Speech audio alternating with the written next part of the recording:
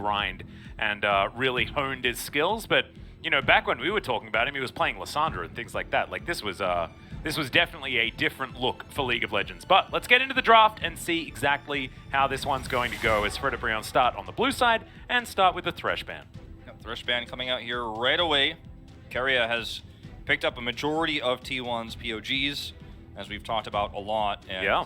So many teams actually even just target ban the pool of champions he has. He has one of the highest pools of champions of any support in the LCK, so it's hard to ban against him. But the Thresh is his most played, and we'll see the Rel ban counteractively here.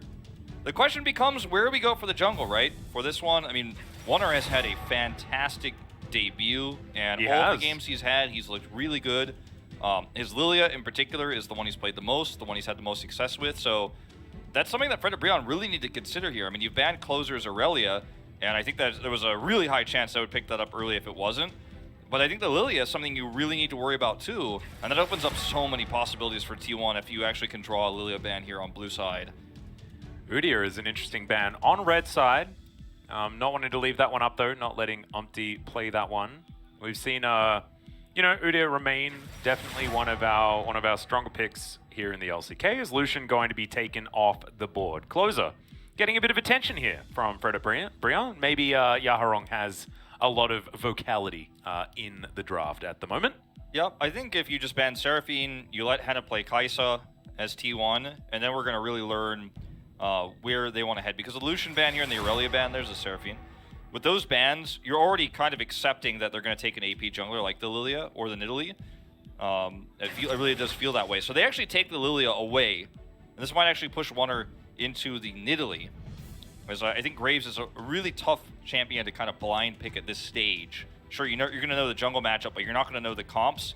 And with the jungle nerfs, I really worry about Graves' clear speed and how much he's going to be able to impact the game if they do pick him right now. Yeah, we didn't exactly see it work out too well for KT in our last series, as Renekton Nidalee is going to be locked away. And it was locked in so fast that, you know, even our people watching out for what's happening in the draft got confused. And they just both go in at the same time. So, understandable. Of course, Renekton's slightly nerfed on this patch, but just a bit of his healing is still a dominant force, and Nidalee Renekton still does exactly what it says on the tin. Yeah. The question becomes now, for Yaharong, is he going to pick up an AD mid-champion right now, or are we going to save that for more of a counter pick later? And this might be a hint, right? The Tristana has been played pretty much exclusively in the bottom side of the map here in the LCK, but it can be flexed to mid. And with a player like Yaharong, who's not been around for a long time, we don't know, exactly what he has been scrimming with the squad and when he's been running. So this is certainly something that could be a specific pick for him, as Closer is just going to go away from the norm and just go straight into the Syndra. A little bit of a less exciting Closer pick, sadly. But still, good lanes for the Nidalee so far set up for T1. I do like it. Keeping their bottom lane a secret for now. And most likely will be Keria that is looked at here in the draft for Fredit Brion as we get to our second round of bans. The Pigeon Man going to be taken away from Yaharong. Was another one of his picks when he did play Eons Past. Was his second most played last seasons he was playing in the LCK. And to see the Kalista ban here against Gamusi, we might even see... the Thresh is already removed, but you could still ban the FLOC if you're worried about the possibility of it, because right now you're thinking, okay, what is Gamusi going to try to carry with? The Xayah is another champion you could go down in terms of Gamusi's champion pool right now. Samira, just being kind of out on this patch. I don't think we'll be seeing her anytime soon. Yeah, she doesn't really exist anymore. Is Alistair going to be taken away from Delight? Not something that Keria wanted to go towards as well. Looks like the stock on things like Leona and Nautilus have gone up. Yeah, I wonder which will be the last AD they ban here, because there's so much that Gamusi can do. They take the Ezreal away. I think that's a fair choice. That's pretty safe. Not giving a lot over to a potential Kai'Sa here for T1. I assume support will be locked in here, potentially, unless they do want to counterpick for that position. They could do that. It's often the way that's seen as being more effective, and that's what they're going to go with here for T1. Yeah. Now we're going to find out what Fredit Brion's mid lane is going to be and what type of damage it's going to be. With the Lilia pick here and the Gnar, there's possibility it's going to be an AD mid champion. Even Yone is not out of the question here, but I really worry about what you're going to be able to accomplish with something like Yone into the Renekton, Nidalee, and the Syndra. And they just go with the standard Orianna follow-up, and it looks like Rakan is going to be the pairing there in the bottom side of the map. So nothing too exciting here for Yaharong's debut as his return to the LCK. And if you go, the problem is if you go for this Rakan, they could just pick up the Leona, and then T1 have so much lockdown and so much skirmish potential, late game strength. Man, I mean, it almost feels like too good to be true. Alright, Keiria's looking for the Nautilus. And this makes a lot of sense. This gives them CC absolutely everywhere. T1 are an early game team. They have drafted themselves an early game comp. And I think that, you know, if you're a fan of T1, you're definitely excited about this, as even the Lux happy with that as well, but it's not going to be, as Nautilus just a little bit too consistent. Yeah, you know, Lux is one of the champions I love to watch in the LCK. Don't get to see her all too often, but I'll take the Nautilus.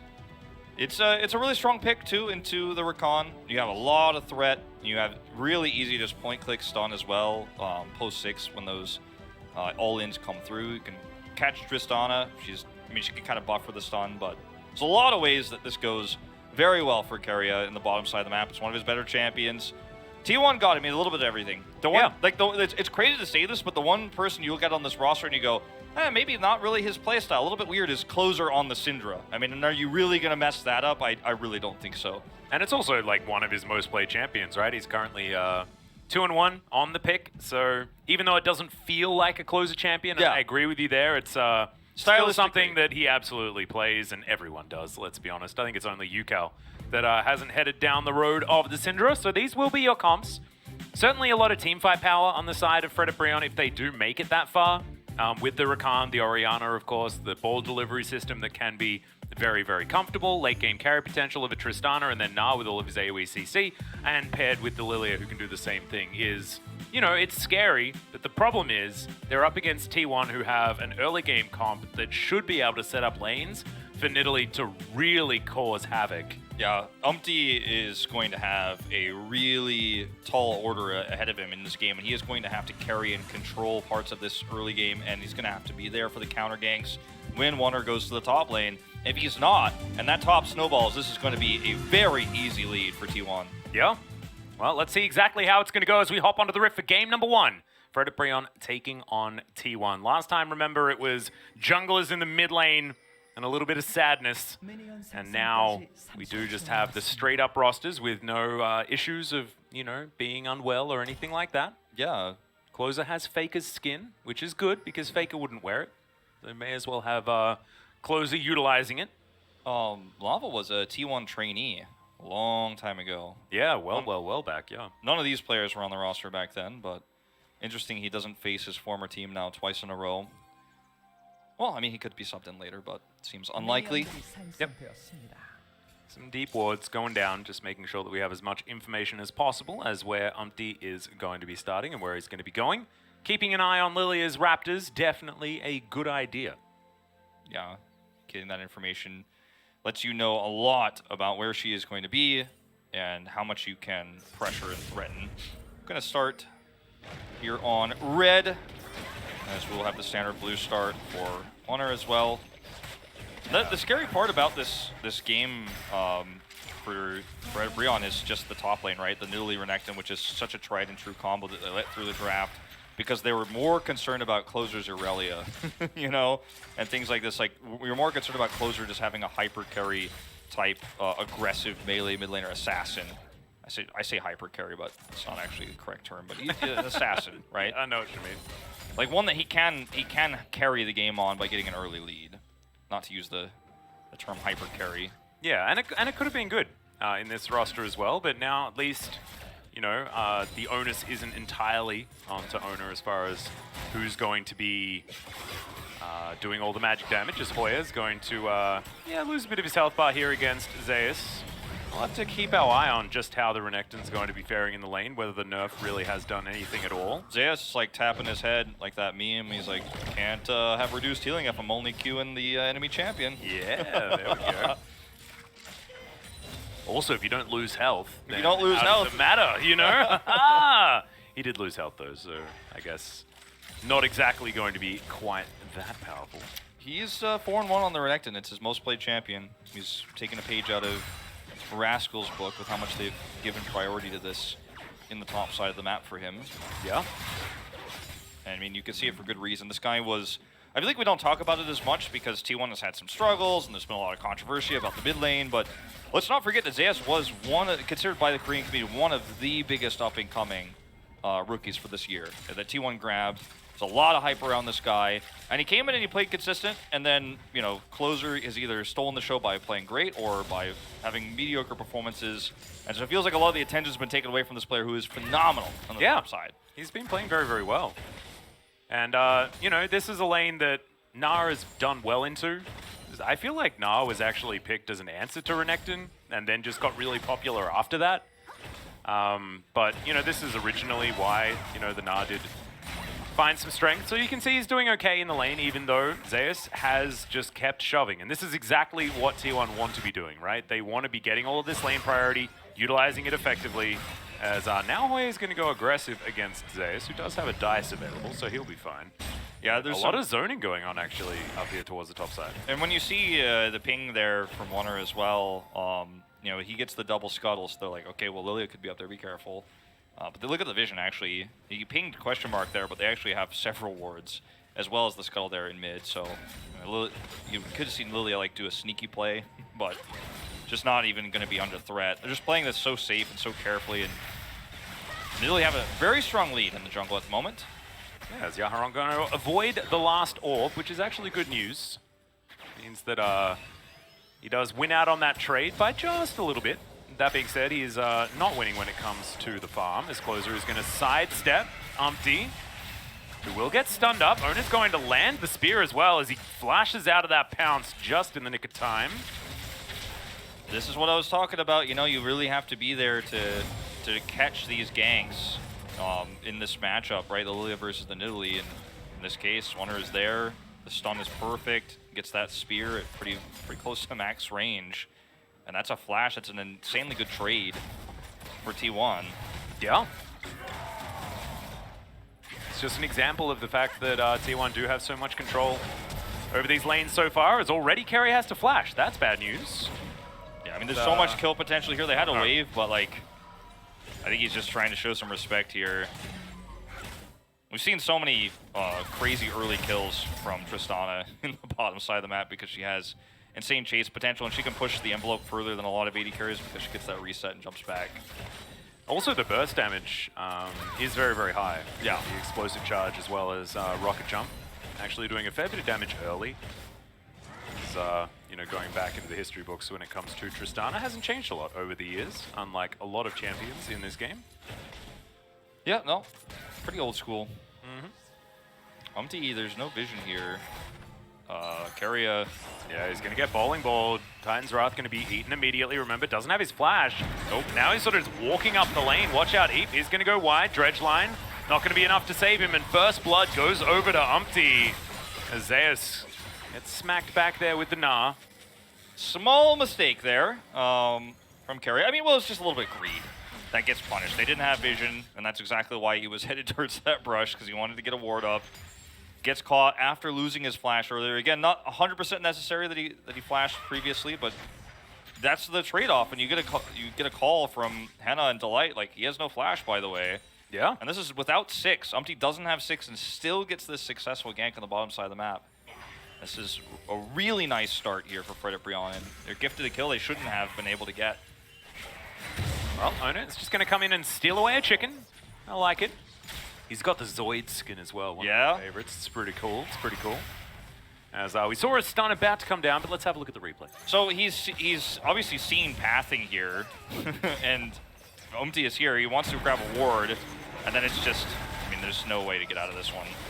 Gets the knock up. He used his dredge line to try to pull himself away, but he can't get out without a flash. And he couldn't have pathed to the right either. That would have actually created potentially an even worse situation. Yeah. No, he was just dead. No flash, no chances. And dredge line just not going to be enough to get him to safety. So, we've been singing the praises of Keria quite a lot, but this is a little bit unfortunate. Yeah, still, it's not the end of the world, right? Like, the gold lead has not changed.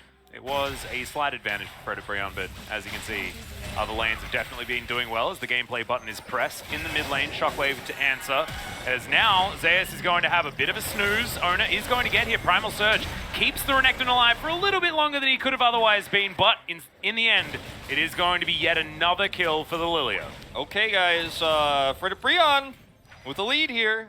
They have, their win rate with the gold lead is just about 50%. They've only been ahead at 10 minutes 9 times, so like about a third of their games. This is one of those. Whoa, okay. Carrier going to answer that rocket jump with a dredge line. But just, you know, Henna getting a bit excited. Yeah, we've seen a lot of Nautilus versus the Tristana. Yeah, feels like one of the more popular answers. Yeah. It's got a lot of easy lockup when the Tristana does go in. So this is an interesting one, though. I mean, Fredit Brion have a really nice lead here. It's only a little bit in gold, but in terms of how they've been playing around the map, it shows that they understand how to use their composition. And it's a little bit scary for T1. These small mistakes are adding up. Yeah, the plate is going to go down without Closer actually being able to pick that one up, opting in instead just to make sure that he goes for the best reset timing as he possibly can. His Verdant Barrier has now been completed. And look, the solo lane's doing very well for T1. That's why you can't see too much of a difference when it comes to gold. However, it's probably not going to be enough necessarily unless they can get a little bit more done and utilize, you know, things like this Renekton Nidalee combo and things like that, as Owner's going to realize that, heads towards the top side of the map. Let's see whether Hoya can avoid this one as Delight gets started on the Dragon. Ding coming down. He knows there's a pretty good chance that Oner is here, and he's just going to walk away. Back to the turret, catches the wave perfectly. Oh, well, now I say it, and then... Ooh, he is very far forward. Wallop goes down as Hoya gets a Nara into the wall. They're waiting to get that stun out, and Owner is still here. It's like, how much are they going to sell this, right? Okay. Hoya's got to be like, okay, what is going on? Like, why are you just trading with me like this? Like, they sold it so hard, and then eventually it was like, okay, well, I don't trust like that, you know? Like, I'm not about that. Okay. I'm not sure quite what he was waiting for, you know? Like, there were like a lot of buttons that were pressed, and but I guess maybe the hop out as the stun was landing meant that he didn't really have his window. Still, a little bit unfortunate, meant that Owner was basically just wasting his time as he now heads down, grabs a Grump, and Umpty, he's now towards this top side, looking to try and answer. But Fredit Brion have kept pretty good control of this game thus far. And remember, they do have a pretty easy to execute composition, right? It's very wombo combo-y, and you know, make sure that Henna has enough space to move, put some orbs on some Rakans, things like that. And you're going to be pretty happy as you get towards the team fighting phase of this game. And it feels like so many of these games that have been played in the LCK, you know, since we went into 11.3, have been about Lilia's getting out of control and getting a massive lead. So unfortunately for Oner, this is not it. Nope, that's a flash from Umpty. That's a very Umpty move. He just really likes getting in there. Traded at least. Yeah. So, I mean, if he hits that sleep, then that's a very high chance of a kill. I respect it. Yeah, no, I liked it. And, you know, I mean, it's plays like this proactively that Fredit Brion is using to actually get these flashes away, so the next time he shows up, it's potentially a kill there. Well, that's a teleport. Owner is waiting here as the spear is going to connect. And the Unleashed Power, not quite enough, but they do get a free flash. And now they're going to try and put even more pressure on. There's the Rift Herald. Try and open up this map even further in a control mage lane. That is actually very important. Getting some extra plates here as Owner is going to collect a lot of that money alongside Closer. Now you could see too that Yaharong, like, he sat back in his chair and let out a sigh when the teleport landed right into almost his death, and he was just barely able to escape. Had to flash as well, so loses flash and teleport, and is unable to save those plates. Yeah. Saves the turret at least a little bit longer, but this is a lot of gold traded back over to Closer, who's been having a great time in the lane. He has. That being said, I think that, you know, if you're a Fredit Brion fan, you're definitely happy with how this game has gone so far. I think a lot of people were expecting this one to be pretty cut and dry for T1. I think us included. Yeah. Especially if you have a look at, you know, how both of these teams have been playing and what the standings look like at the moment. But this is the thing, it's very hard to gauge exactly what T1 are going to look like on every given day because you just don't know who they're going to be fielding and what that looks like, right? Like, yes, you can see like on paper, like this player is X good against this player and all this sort of stuff, but it's how a team meshes together that can change so drastically. So far, T1, you know, it's not all bad news, but it's not the greatest of early games. I think Fredit Brion also have this identity problem where people still think they're the worst team in the LCK when that's not, you know, statistically necessarily the case. All season long, it's kind of been changing, and yeah, they also, you know, are a new face to the LCK, right? They're a new team, the last one to get into franchising, right? The unknown face. So a lot of people just kind of see them as number 10 out of 10.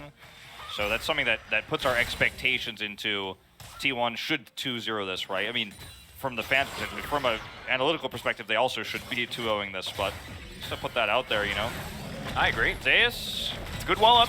Zeus taking a fair bit of damage. Dominance is going to be popped, trading ultimates here for our top laners. But just a whole bunch of buttons and not actually too much of a result.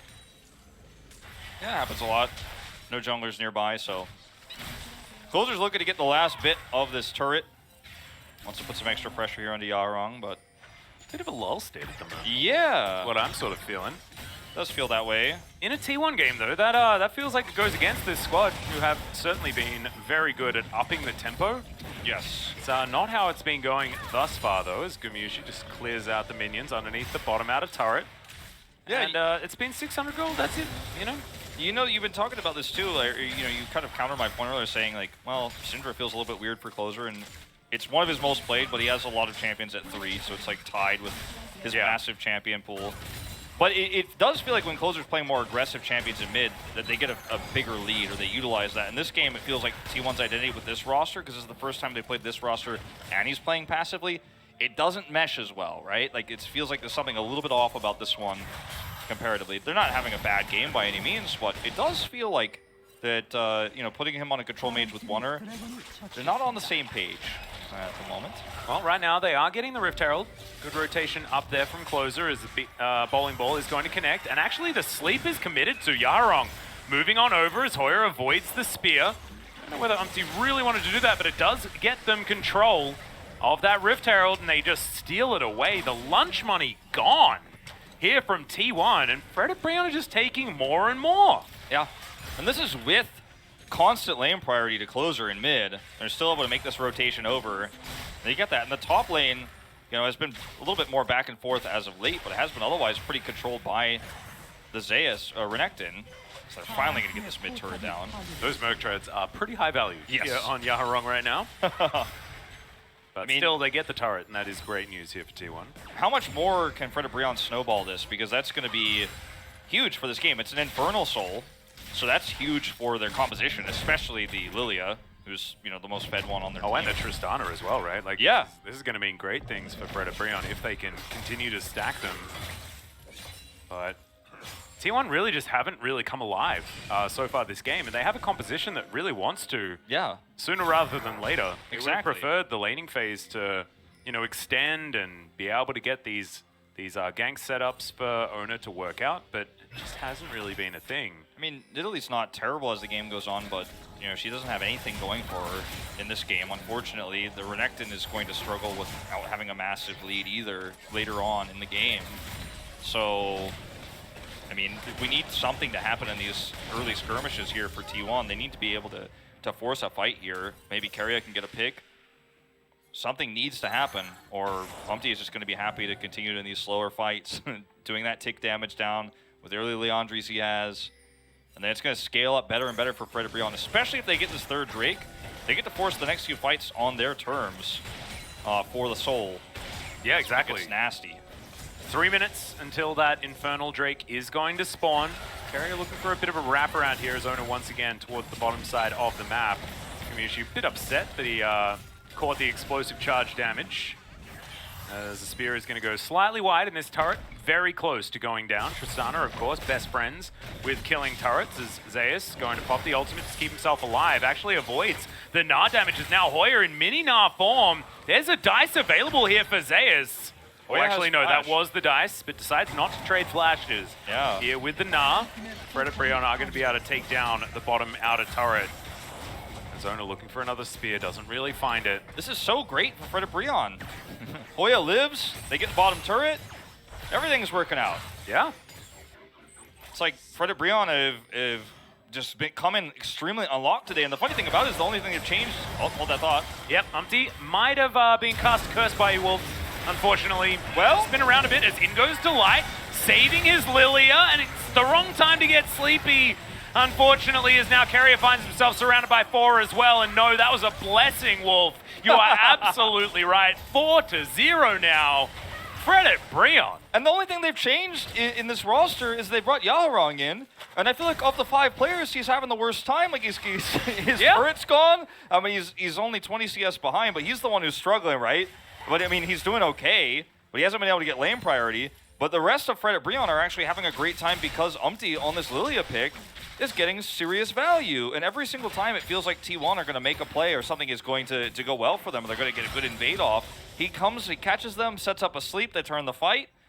And, you know, every single win that Fredit Brion has had in their upsets, they have stayed calm. They've actually, you know, won it usually very slowly. We go into the late game where they finally close it out. But this is a team that doesn't drop leads. Like, we could definitely say that about Fredit Brion. And the big leads they've had against top teams, I mean, those 4 times that it happened, you know, like, it really doesn't happen a lot. But when it does, you're exactly right. Like, they generally hold on to it. And Umpty has always been this style of player. You know, back when he was on Jin Air, of course, it's actually kind of cool that we've got Yaharong and Umpty, who have played together in the past on Jin Air.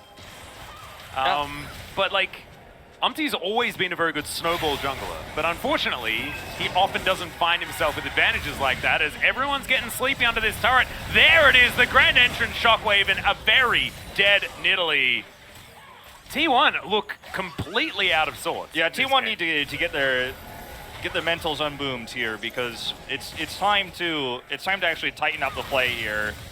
You have to be aware of the wombo combos. I mean, this isn't even a wombo combo, it's just pretty straightforward. I mean, that's a pick onto the jungler as Soul Point is now available for Fredit Brion. It's perfect timing as well. Yeah. You've got to be aware of the potential that they have. When the Rift Herald gets dropped like that, they have pick potential there. You don't respect it, you get picked, then you lose the Rift Herald, or excuse me, lose the Drake.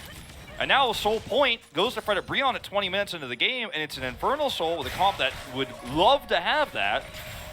You know, the Tristana and the Lilia here are going to be celebrating. I mean, Yaharong will be happy too, but I mean, this is starting to become a lead that's almost insurmountable.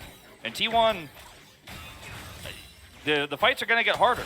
You know, from here, like this Drake goes against the next Drake goes away from them. I don't know if they can recover. This is just a sleep setup here. Easy to walk forward, fall on top of the Rakan, and look at the damage output for Umpty. So much value on this Lilia pick. Yeah, not to mention, you know, Yaharong being able to really operate the shockwave effectively. The communication between this Fredit Brion squad looking very, very good.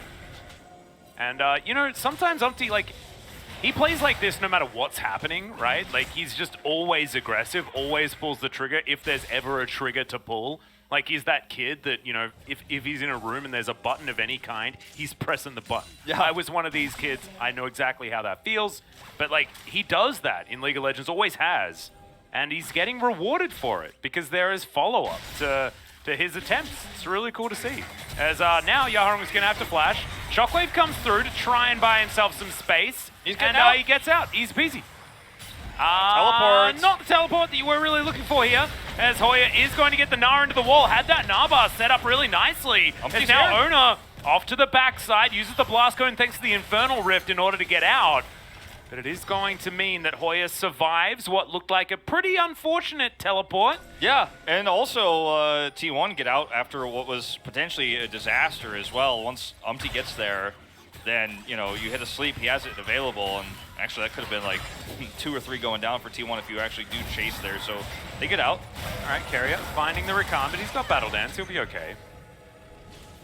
And It's still only 2,000 gold, right? Like, it's not like an insurmountable lead, but if you have a look at the compositions, Exactly. I feel like Fredit are having a good time. Yeah, it's the comps and the Drake situation. Yeah, right. That actually add up together to be more valuable than the 2.1 thousand gold lead that they have. This is where you're really worried as T1 because the Renekton starts to fall off. And if the Renekton is fed and has the items in an accelerated state, like if the tempo goes up for T1, then the Renekton can continue to actually get fed and things can snowball that way. But when you're just going kind of even and slightly behind, in fact, in this case for Zeus, you've got a Stride Breaker and some armor, and that's it. You know, you're not going to be threatening anybody. You're not going to have these incredible flanks. Like, no one is afraid of the Renekton right now for Fredit Brion. That's a problem. Yeah, especially when, you know, Henna can reposition so effectively with a rocket jump.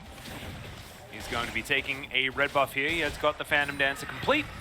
Now looking for an Infinity Edge by the looks of things, and that 3-item Tristana is lurking on the horizon. And remember what we talked about in terms of Henna. You think of him as a player who, because Fredit Brion hasn't been that successful, you know, he doesn't get a lot of praise compared to a lot of the AD carries in the league, but he is #1 in kill participation. And you go to those late games where Fredit Brion just play carefully, let's maintain our lead. He does a majority of the damage. He's in, you know, high kill participation. He's always there in the team fights like he needs to be. His positioning is good. And he gets to shine only in these rare games, right? Yeah. Fredit Brion.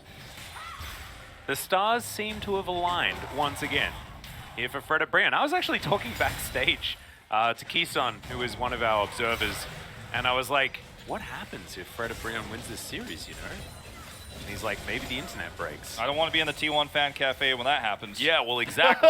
Exactly. Oh, this is not what I was expecting. Game's not over, you know. No, And, true.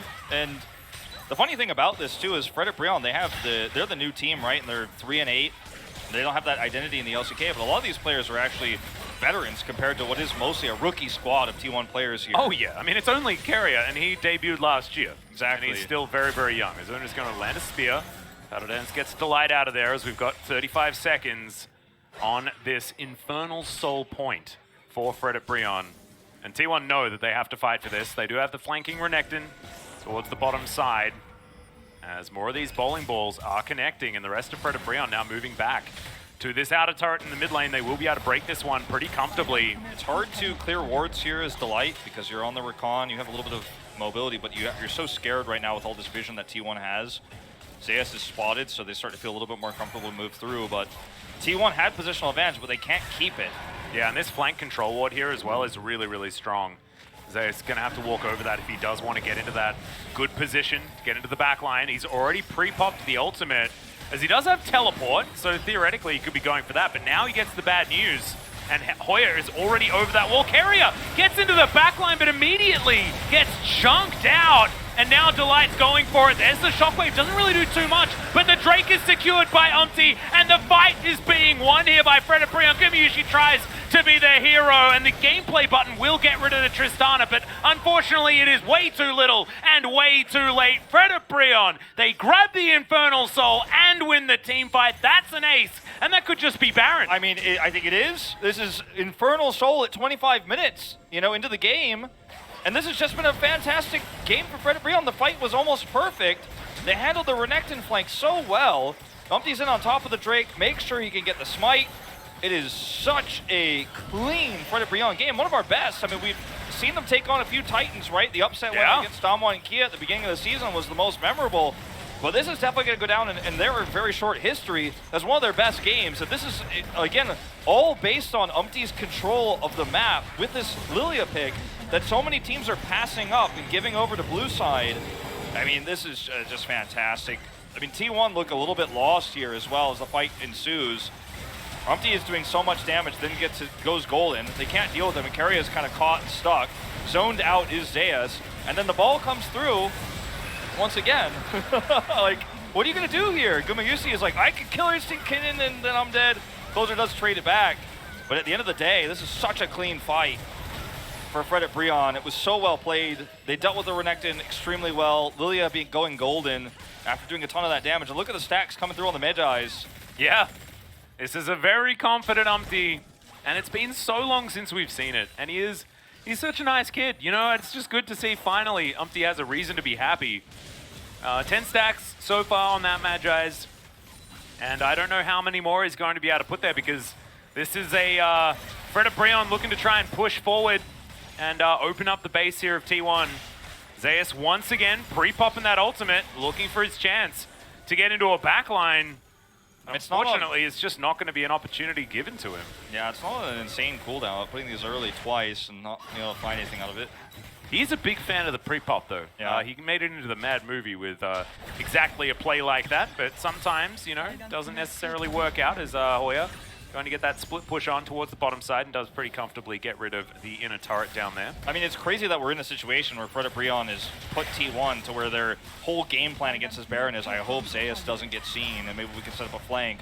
But I mean, otherwise, that's like where we're at in this game is Renekton's expiration date has kind of been hit here because he's just not that far ahead. I mean, he didn't get ahead. He's in fact significantly behind. All he has is his Randuins, and Fredit Brion have a Lilia that is going to do massive damage in every single fight and can hold her own in a side lane against the Renekton because of how this game has gone.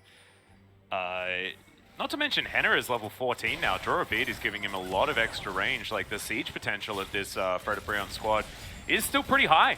Plus, you know, they can dive, they can throw the Rakan in there with an orb on his head, and we've seen this already work out for Fredit Brion in the outer turret in mid, as Hoya is just repositioned towards the top side, still has teleport available if ever he needs to do that again, as we've got 35 seconds left on this Baron buff. Should be another turret. I mean, this is going to be a very early Elder fight, too. That is very true, actually. And like, there's 29 minutes. There's not enough time for T1 to like actually win a fight or force a skirmish. Like, there's no other objectives between now and then for T1 to maybe get a lucky pick or to fight for them to fight over vision, to maybe find someone who's going a little bit too deep, like Delight's trying to clear a ward. Like, T1 doesn't have very many opportunities to get an advantage before this fight. So it's going to come down to another straight up 5v5 where the wallets are heavy. And Fredit Brion, I mean, they already have control over the map. And as long as they sit back patiently, which they have in every single game they've had a lead in, like, you know, not to be a broken record here, but that's what they do. It feels like T1 don't even get miracle chances. Well, we'll see whether they can win a fight around the Elder Drake. Picking that one up is going to be ever so valuable. But now they have to fight this team that does have the Infernal Soul buff. They've got a Tristana with 3 items. That Infinity Edge now online, has a stopwatch there, which feels a bit like luxury at this point in time. And, you know, they've scaled. This is a Fredit Brion that is looking very scary with the 8,000 gold lead and a composition that is very happy to be playing in the latest stage of the game. You know what you love to see, too, is going back, double control words on the Gnar, double control words on the Lilia. They have, right now, 6 control words in their inventory. They already have mostly vision control over the map. They have the waves controlled. And they're just like, well, let's just make sure we have all the vision always, forever, for the next 60 seconds. Because I don't want T1 to have any ways to flank. I don't want Zeus to have any opportunities to threaten the backline, force that, you know, an early stopwatch out of Henna or the Zhonya's out of Yaharong. You know, why take any chances? We love to see that commitment to just playing for their lead, playing it safe. And look at all of their vision as well. Like, so much discipline out of Fredit Brion. It's crazy. Carrier not going to get sleepy just yet. He's burning down just a little bit. Yeah, I mean, there's just so many wards. Ezreal Nomicon just like built outright on Umpty as well. That was a big last purchase. It's great versus the comp they're up against. Okay, Carrier, yeah, going in. Not sure whether he necessarily wants to. He's got a 2-man sleep to come forward as Carrier's just exploded. Reset does come down as Henna is just going to go golden. And unfortunately for Zeus, he's out of position. Oh my god! The fadeaway jump shot as Yaharong just executes Gumayushi here. Closes now running for the hills. Owner, the last man standing. And Fredit Brion, they can just kill the Nidalee and then win the game if they would like to, as Umpty's unfortunately going to find his first death this game. But it's an ace, and Fredit Brion will just run it up the mid lane and try and take down these turrets. Super valuable cannon minion here, just gonna allow them to crush the turret super fast, and they're gonna run over here to these Nexus turrets and end the game. What a huge win here for Fredit Brion. Start to finish, absolutely clean play. Get an early lead and push it to the finish line. Yeah. That stopwatch you were talking about, luxury stopwatch, ended up being a Rolex for Henna. That was a beautiful one as Fredit Brion, man, like,